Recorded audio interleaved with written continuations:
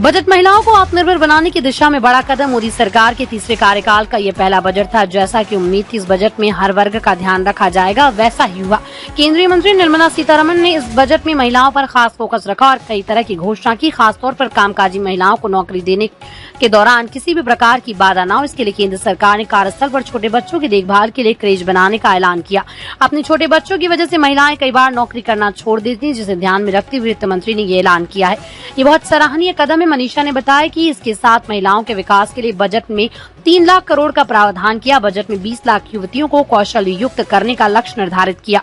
मौजूदा वक्त में बड़ी संख्या में ऐसी कई महिलाएं हैं जो उपयुक्त कौशल न होने के अभाव में मनचाही नौकरी प्राप्त नहीं कर पाती हैं, या अगर पाती भी हैं तो उन्हें मनचाहा वेतन प्राप्त नहीं हो पाता। इसे ध्यान में रखते हुए केंद्र सरकार ने इस बार बड़ी संख्या में महिलाओं को प्रशिक्षित करने का ऐलान किया है, ताकि वो भारत की अर्थव्यवस्था को विकसित करने की दिशा में अहम अपना योगदान दे सके। इसके अलावा महिलाओं के नाम पर प्रॉपर्टी खरीदने पर रजिस्ट्री के दौरान लगने वाली स्टाम्प ड्यूटी पर राहत देने की घोषणा की है।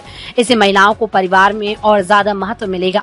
पहली बार नौकरी करने वाले युवाओं और महिलाओं को पीएफ में 1 महीने का वेतन दिया जाएगा। ये फैसला भी सराहनीय है।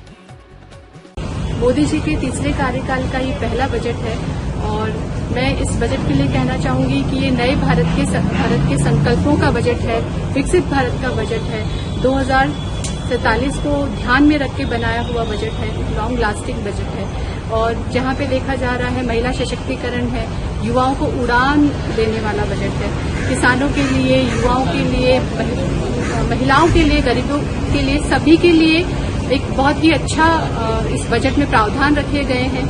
जहाँ पे अगर हम बात करते हैं एजुकेशन की, शिक्षा की, तो शिक्षा में एजुकेशन एडमिशन लोन के जो प्रावधान है, जो बच्चों को ई वाउचर्स के लिए जो प्रावधान रखा गया बहुत ही अच्छा है। महिलाओं के लिए यहाँ पे 3 लाख करोड़ का जो बजट रखा है, उसमें महिलाओं को आगे बढ़ने के लिए, आत्मनिर्भर बनाने के लिए, सशक्त करने के लिए कई तरह के प्रावधान रखे गए हैं। साथ साथ में अगर मैं यहाँ पे कहना चाहूँ कि जो बजट है, इसके अंदर जो युवा है उनको रोजगार देने के लिए, उनको स्किल डेवलप करने के लिए, उनको जो इंटर्नशिप के लिए जो इसमें अलग अलग प्रावधान है, वो बहुत ही तारीफे काबिल है और एक तरह से एक बहुत ही प्रोग्रेसिव बजट को लेकर यहाँ पे जो कैंसर का इलाज सस्ता किया गया है और जो प्रधानमंत्री आवासीय योजना और जो सड़क योजना है, उनसे गांव को जोड़ा जाएगा।